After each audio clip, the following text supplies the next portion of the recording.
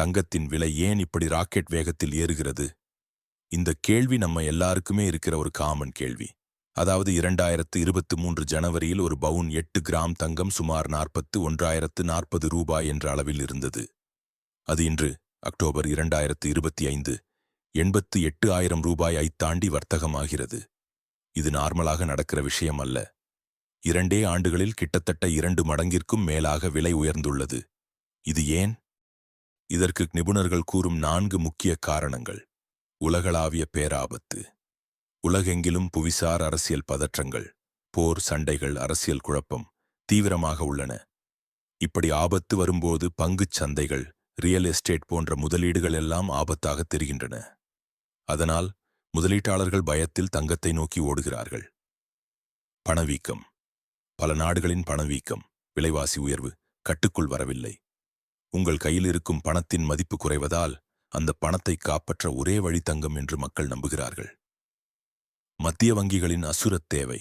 Russia, சீனா போன்ற பல நாடுகளின் மத்திய வங்கிகள் அமெரிக்க டாலரை சார்ந்திருப்பதை குறைக்க மிகப்பெரிய அளவில் தங்கத்தை வாங்கிச் சேமிக்கின்றன. உலகின் பெரிய வாடிக்கையாளர்களே இப்படி வாங்கும்போது தேவை அதிகரித்து விலை தாறுமாறாக ஏறுவது தவிர்க்க முடியாதது. வட்டி விகிதத்தின் எதிர்பார்ப்பு. அமெரிக்க மத்திய வங்கி, ஃபெடரல் ரிசர்வ், இப்போது வட்டி விகிதத்தை குறைக்க தயாராகிறது. வட்டி விகிதம் குறைந்தால் வங்கியில் பணம் வைப்பதால் கிடைக்கும் லாபம் குறையும்.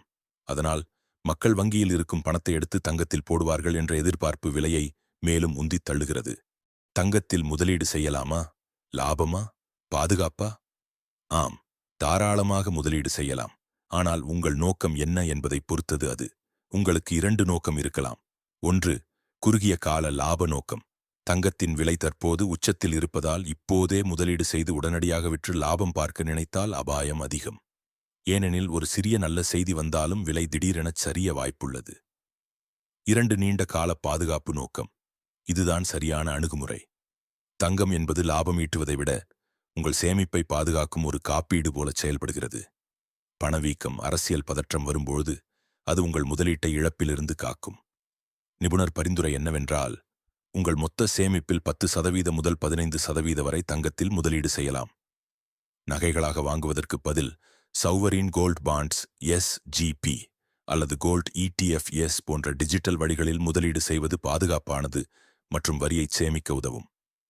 அடுத்து உங்களுக்கு உங்கள் மனதில் எழும் பெரிய கேள்வி, தங்கத்தின் விலை குறையுமா? நிபுணர்களின் பார்வை.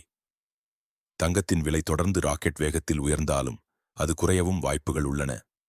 ஆனால் அது நிரந்தரமாக குறையப் போவதில்லை. விலை எப்போது குறையலாம்? சமாதான பேச்சுவார்த்தை, உலகப் போர்கள் அல்லது மோதல்கள் தீர்க்கப்பட்டு உலக அமைதி திரும்புவதற்கான அறிகுறிகள் தெரிந்தால், பணவீக்கம் கட்டுக்குள் வந்தால், பொருட்களின் விலைவாசி குறைந்து வங்கிகளின் வட்டி விகிதம் கவர்ச்சியாக மாறினால் நிரந்தரமாக தங்கத்தின் விலை குறையுமா என்றால் பதிலில்லை. ஏனென்றால் 2008 நெருக்கடிக்குப் பிறகு மக்கள் வங்கிகளையும் கரன்சிகளையும் முழுமையாக நம்புவதற்கு தயாராக இல்லை. எதிர்காலத்தில் நெருக்கடிகள் வந்தாலும் வராவிட்டாலும் மக்கள் தங்கள் முதலீட்டின் ஒரு பகுதியை பாதுகாப்புக்காக தங்கத்தில் வைத்திருப்பார்கள். இது தங்கத்திற்கான அடிப்படை தேவையை எப்போதும் உயர்வாகவே வைத்திருக்கும். முடிவு: தங்கத்தின் விலை குறுகிய காலத்தில் ஏற்ற இறக்கத்துடன் இருக்கலாம். ஆனால் நீண்ட காலப்போக்கில் பாதுகாப்பான முதலீடு என்ற அதன் நிலை நீடிக்கும் வரை அதன் மதிப்பும் உயர்ந்து கொண்டே இருக்கும்.